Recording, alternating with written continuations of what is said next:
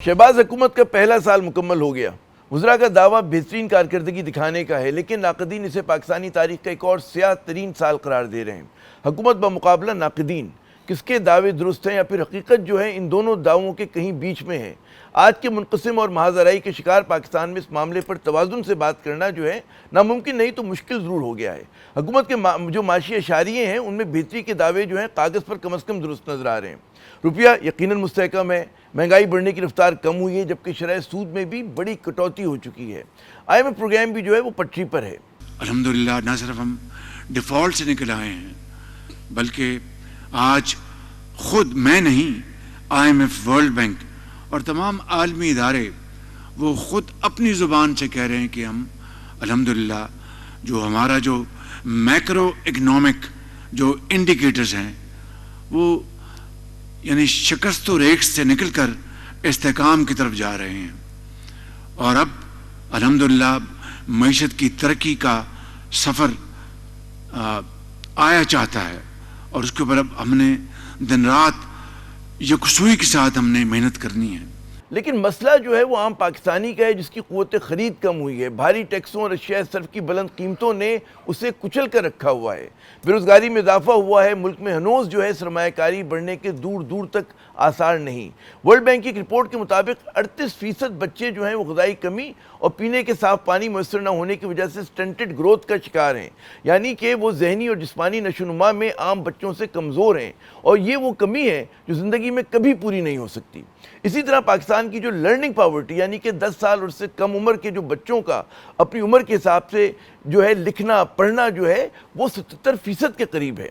समाजी शायरी तो दिलशिकन है ही, सियासी महाज पर भी हालात बहुत अबतर हैं। पाकिस्तान की कलीदी सियासी जमातें और पाकिस्तानियों की एक बड़ी तादाद जो है वो फरवरी 2024 के इंतखाबात को तारीख़ के मुतनाज़ा तरीन इंतखाबात करार दे रही है। मसला ये भी है कि एक साल गुजरने के बावजूद हमारा पार्लिमान जो है अधूरा है, क्योंकि खाली मखसूस नशस्तों पर तनाज़ा बरकरार है, यानी कि पाकिस्तान की एक इकाई को पार्लिमान में पूरी तरह से नुमाइंदगी हासिल नहीं। मसला ये भी है कि इस अधूरी पार्लिमान ने पाकिस्तानी तारीख़ की मुतनाज़ा तरीन कानून साजी भी की है। शहबाज हुकूमत के सर पर यकीनन ये सेहरा जाता है कि इसने एक साल में रिकॉर्ड 47 कवानीन मंजूर किए, मगर ये कवानीन जल्दबाजी में बिना किसी बहस व मुबाहिसे के मंजूर हुए।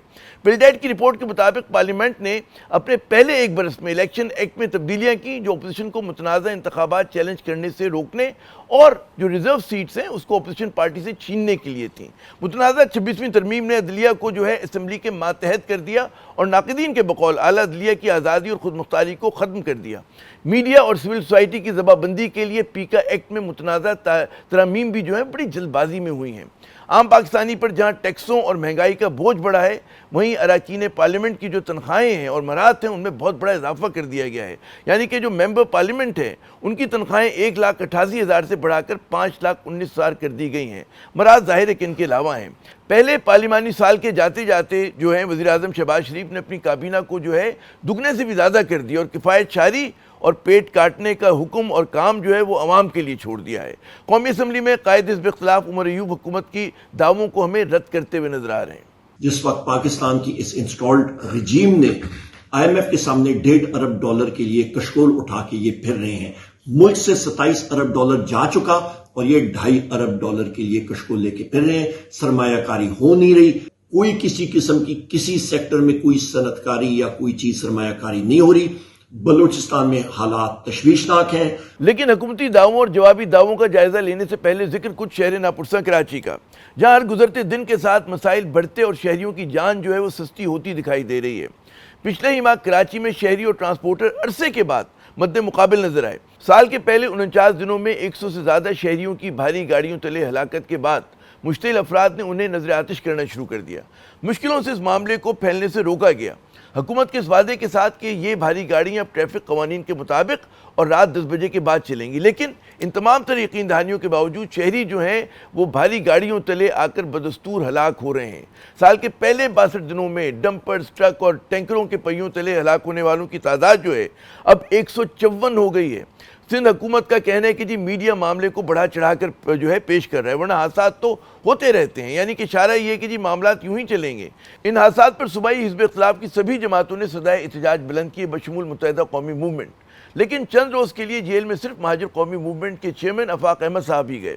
آفاق صاحب پر لوگوں کو تشدد پہ اکسانے کا الزام تھا۔ آج یہ ہمارے مہمان ہیں، ان سے پوچھتے ہیں کہ جی کیا ٹریفک حادثات میں بڑھتی ہلاکتوں کو روکنے کا کوئی قابل عمل تجویز ہے ان کے پاس؟